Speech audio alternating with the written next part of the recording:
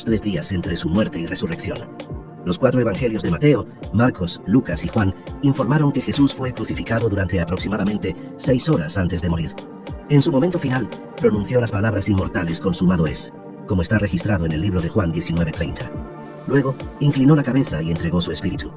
Su cuerpo permaneció en la cruz solo por un corto tiempo antes de que José de Arimatea, con la ayuda de Nicodemo, uno de sus seguidores, lo bajara y lo envolviera para enterrarlo.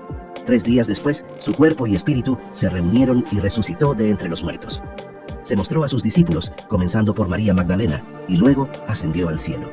Sin embargo, muchos se han preguntado qué pasó en los 3 días de Jesús durante esos 3 días, también conocidos como desgarradores del infierno o el descenso al infierno.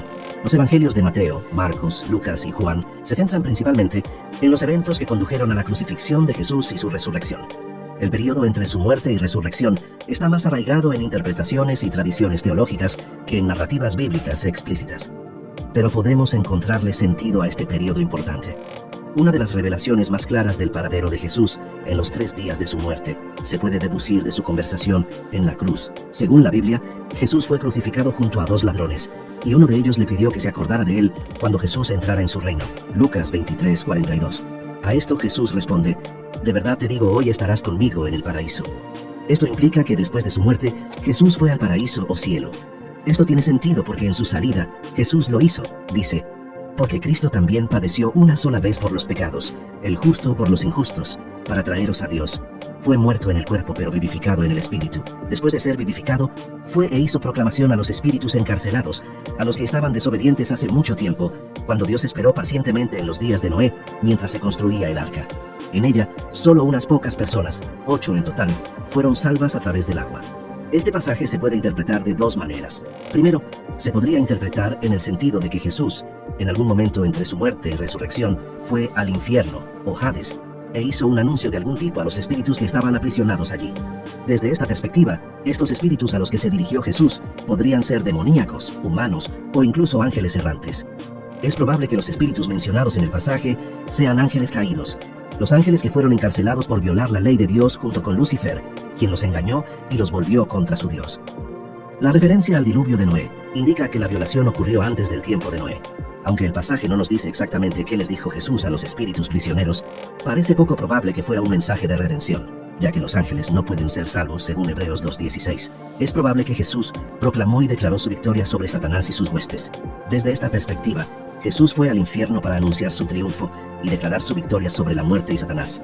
Otro pasaje bíblico que nos habla del paradero y actividades de Jesús en los 3 días entre su muerte y resurrección es Efesios 4:8-10. Por eso dice: cuando ascendió a lo alto, tomó muchos cautivos y dio regalos a su pueblo. ¿Qué significa ascendió? Sino que también descendió a las regiones inferiores de la tierra. Quien descendió es el mismo que ascendió más alto que todos los cielos para llenar todo el universo, como escribió Pablo, haciendo referencia al Salmo 68:18. Cuando Jesús ascendió a lo alto, tomó muchos cautivos. Esto se interpreta en el sentido de que Jesús, después de asegurar su salvación en la cruz, reunió a todos los redimidos que estaban en el paraíso y los llevó a su morada permanente en el cielo.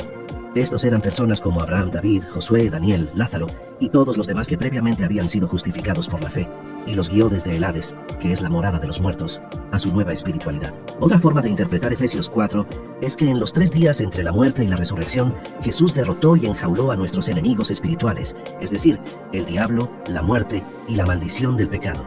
Luego ascendió a lo alto, es decir, regresó victorioso al cielo como Dios.